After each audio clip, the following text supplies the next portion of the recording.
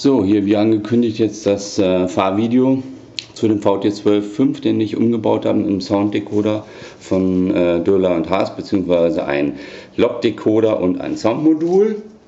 Der Fleischmann 12.5 oder BR 612 ist baugleich ein bisschen ähnlich wie der VT085 Helvetia von Arnold. Da habe ich ja auch ein Soundmodul drin, aber eins von Tran.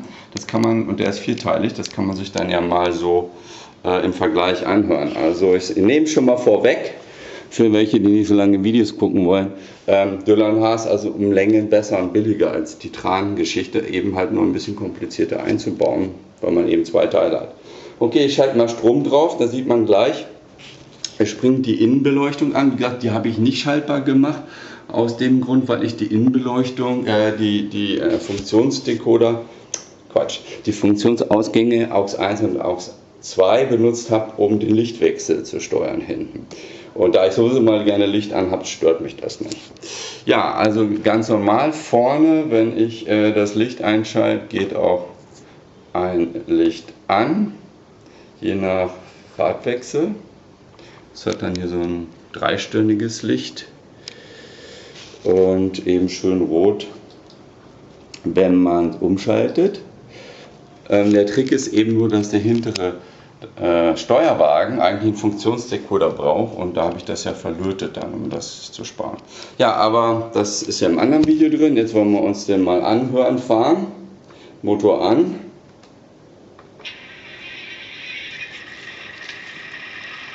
Das ist von der Gravita der Sound.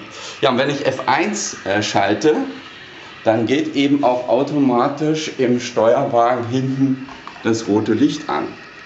Ne? Das heißt, jetzt habe ich sozusagen die normale Laufspur, vorne weiß, hinten rot.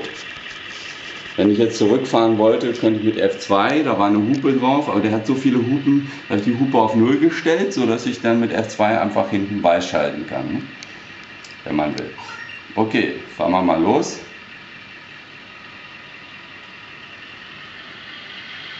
Ich finde das toll, wer diese Laufstufen abfährt.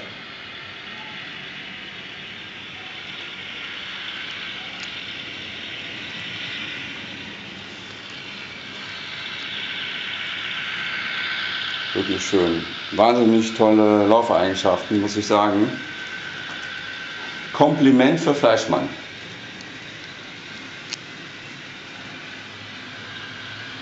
Im Vergleich zum Arnold, der fährt also wirklich ziemlich merkelig. Dann lassen wir mal ein bisschen hupen, so, was er so kann. Langes Horn. Kurzes Horn. Hat auch Türen und eine Ansage dabei.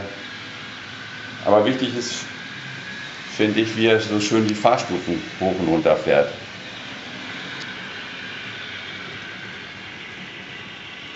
Langsame Fahrstufe.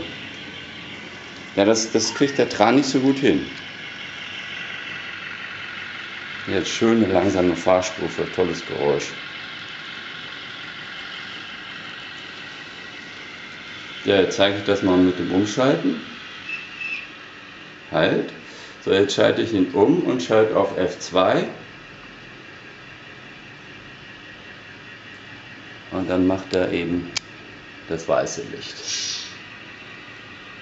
Auch jetzt zischt er so schön.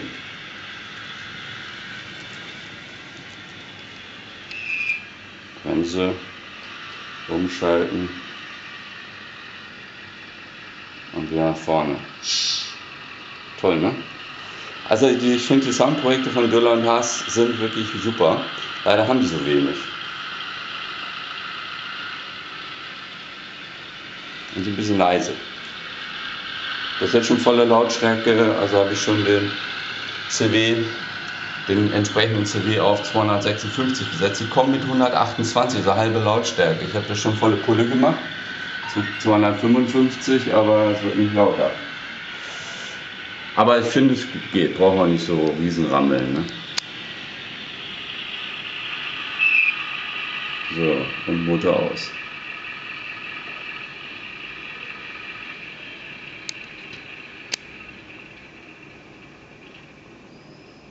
Licht aus.